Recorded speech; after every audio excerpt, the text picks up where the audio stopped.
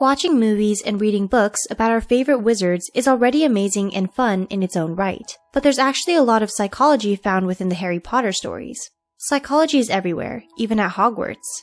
Here's 10 psychological lessons from Harry Potter.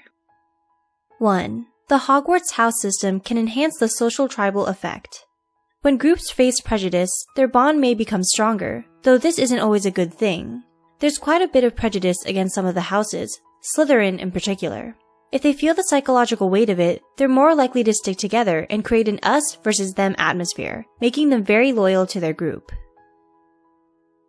2. Dobby inspired a psychological concept. The beloved Dobby actually has a concept named after him. The Dobby effect, coined by Nullisten and Zeelenberg in 2009, is when people overcorrect themselves, rightfully or not, after committing a wrong. Guilt can be a good thing, as it encourages us to be moral, but the Dobby effect shows that it can be harmful too, when experienced in overly large proportions, causing people to invoke self-punishment. 3. Harry Potter shows signs of PTSD. Post-traumatic stress disorder, or PTSD, occurs after experiencing a traumatic event, such as witnessing a terrorist attack, getting kidnapped, or suffering from childhood abuse.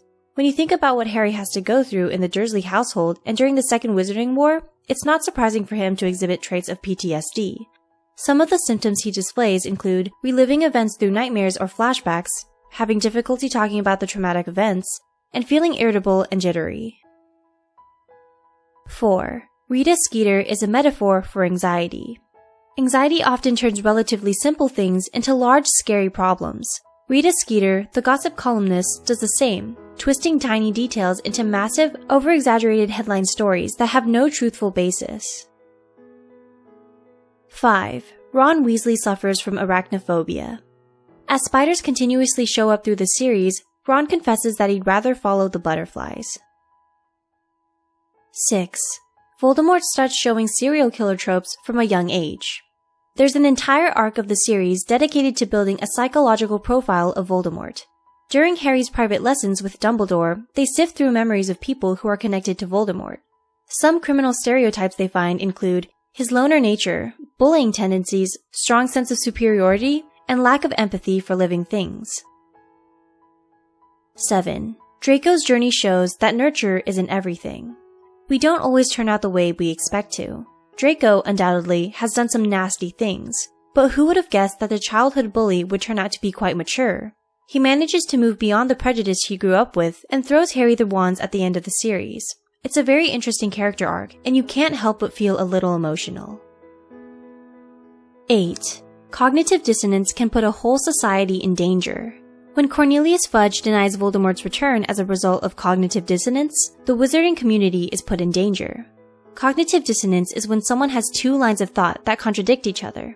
In this case, Fudge has been working tirelessly towards peace and safety, yet there are signs of Voldemort's return, causing him to come to hysterical conclusions. Consequently, the community loses valuable time they could have used to prepare for confrontation with Voldemort. 9. Sybil Trelawney exhibits signs of generalized anxiety disorder. Divination professor Sybil Trelawney is always jittery, thinking of disastrous scenarios, and in fear of being judged, all red flags of generalized anxiety disorder. 10. Parasocial, or one-way interaction with fictional characters, can help a healing process. People often state how the deaths and subsequent grief throughout the Harry Potter series have helped them deal with their own grief. Others can describe the series as relatable, comforting, and empowering, especially with the support of various character quotes. Which of these Harry Potter-related psychological lessons did you already know about, and which ones did you find interesting? Are there any others you found that didn't make our list? Feel free to share in the comments below.